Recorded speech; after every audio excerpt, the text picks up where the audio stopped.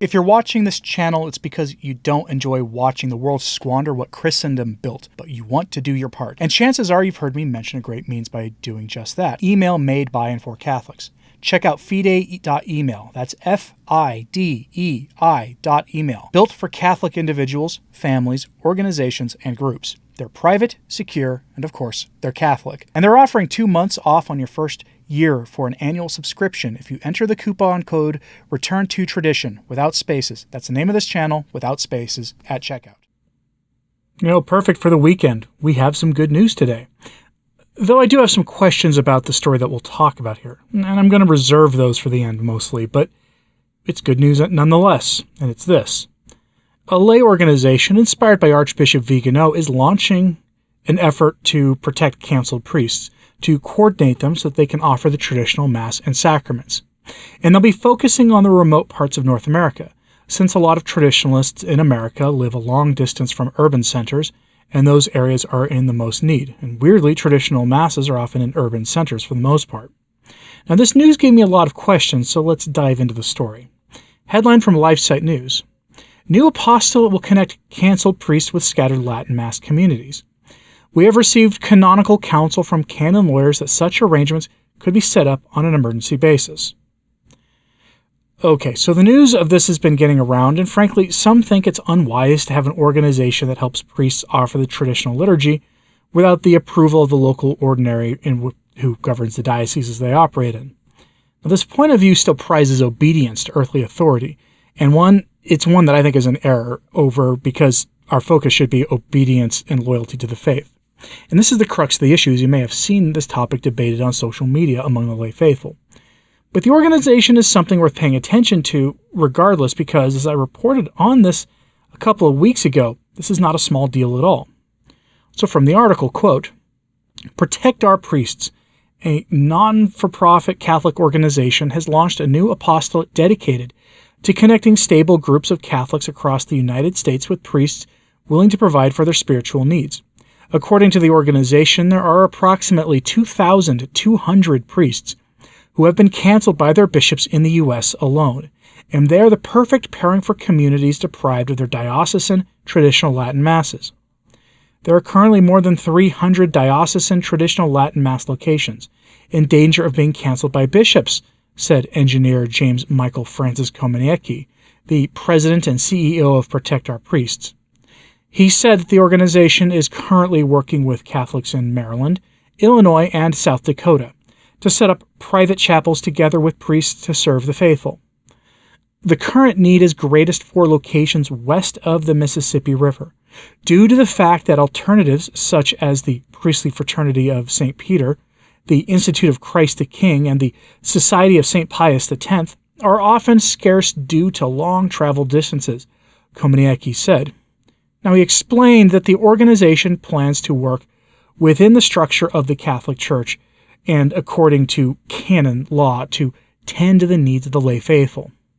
The clergy involved will be primarily diocesan priests who have been canceled by their bishops. We have received canonical counsel from canon lawyers that such arrangements could be set up on an emergency basis, similar to the highest good and the salvation of souls canonical argument used by the Society of St. Pius X, the SSPX, he said. The traditional Latin Masses and locations will not be publicly promoted with a common time or location. This effort is underway as a response to the spiritual crisis triggered by Traditionis Custodes. In other words, the sole objective will be to provide the sacraments in the traditional rite for the lay faithful desiring them, and neither to cooperate with nor challenge the authority of the local ordinary and his priests. End quote. You may begin to see where the problem here lies. It's a bit of a mystery how offering what will be strictly speaking an illicit Mass and illicit sacraments in a highly restricted form, how that's not going to be seen as a challenge to the local ordinary or their priests. By simply offering the sacraments without the permission of the bishops, they are de facto challenging the authority of the bishop. I'm not sure why they're shying away from that fact because, given the state of the Church, maybe their authority should be challenged. The SSPX argument is that in a state of emergency, the Church automatically provides permission for the offering of the sacraments, regardless of what an earthly authority may have to say on the matter. That is, of course, due to the first law of the church, which is the salvation of souls, being the primary mission of the church and all other laws of the church having to be subservient to it. And yes, I simplified the argument about what they call supplied jurisdiction, but if you want to know more, then the SSPX YouTube channel has videos on that subject that go into a lot of detail that isn't honestly all that essential for the discussion at hand. The key takeaway here, though, is that somehow this organization intends to offer masses locally that somehow won't challenge the local ordinary or his authority, despite the organization using canceled priests to offer the sacraments, and they're going to be clearly doing this essentially in secret, hence why these masses are not going to be advertised. The focus will be initially on what they're calling remote locations, which are basically very rural areas that are a long distance from any licit TLM offered. Back to the article here. Quote, a considerable amount of disunity exists in many remote communities when the local TLM is canceled, Komoniecki said. In the Diocese of Corpus Christi, Texas, some Catholics will seek out a Reverend Novus Ordo, while others may gravitate to the SSPX if available. Some may seek out an Eastern Rite Catholic solution, but others might consider an independent chapel served by priests who are professed Sedevacantists. Protect Our Priests hopes to prevent this scattering of the faithful. We will strive to offer everyone a way to remain united with Holy Mother Church with access to the TLM and sacraments via services offered by validly ordained and often canceled diocesan priests, Komoniecki said. We will continue to be open to other options as the program rolls out due to the fact that a significant disparity exists between the number of available priests and the number of canceled diocesan traditional Latin masses.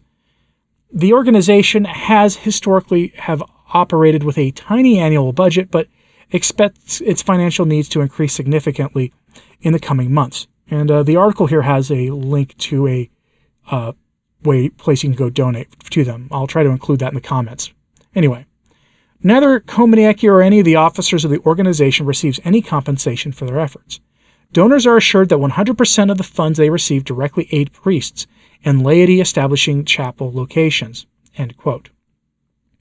Now, my first issue here is, look, I get it. A lot of people don't like Sedevacantists. I get it. I'm not a Sedevacantist, but I don't agree with their final take. But they are legitimate groups, and they are Catholic groups. They just have draw a different conclusion from the crisis in the church than the rest of us. And I find that odd because Viganò is treated as essentially a Sedevacantist himself.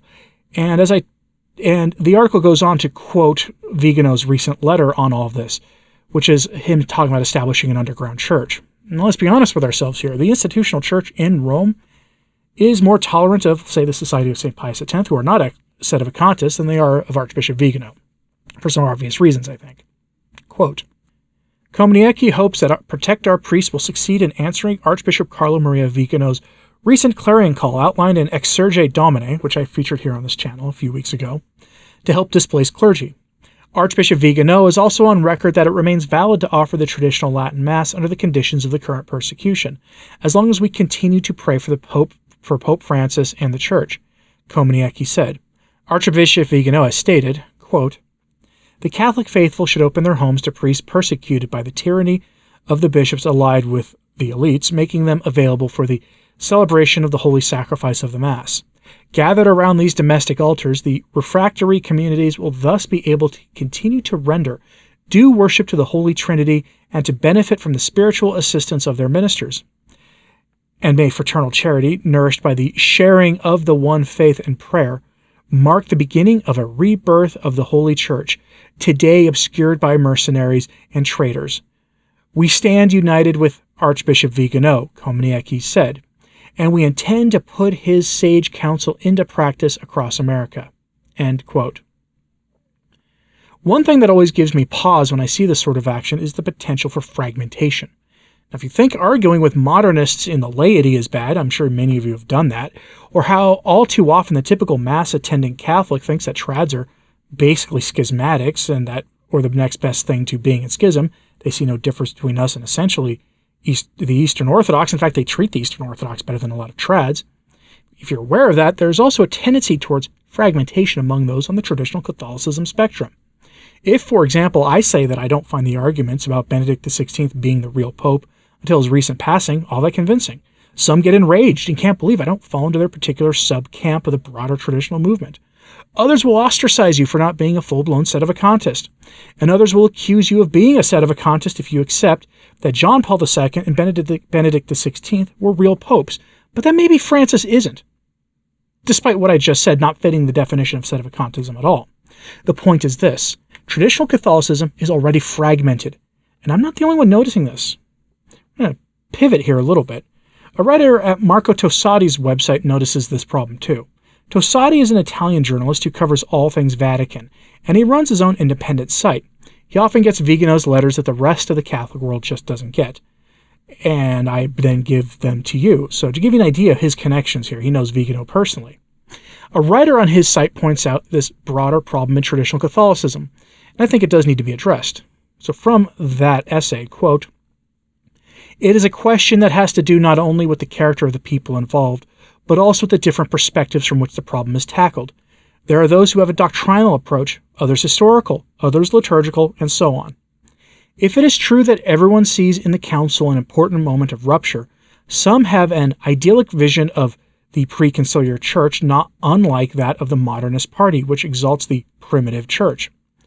Others, on the other hand, have a more correct, more reasoned vision of the problem, seeing in the council a very important moment in a crisis that began well before.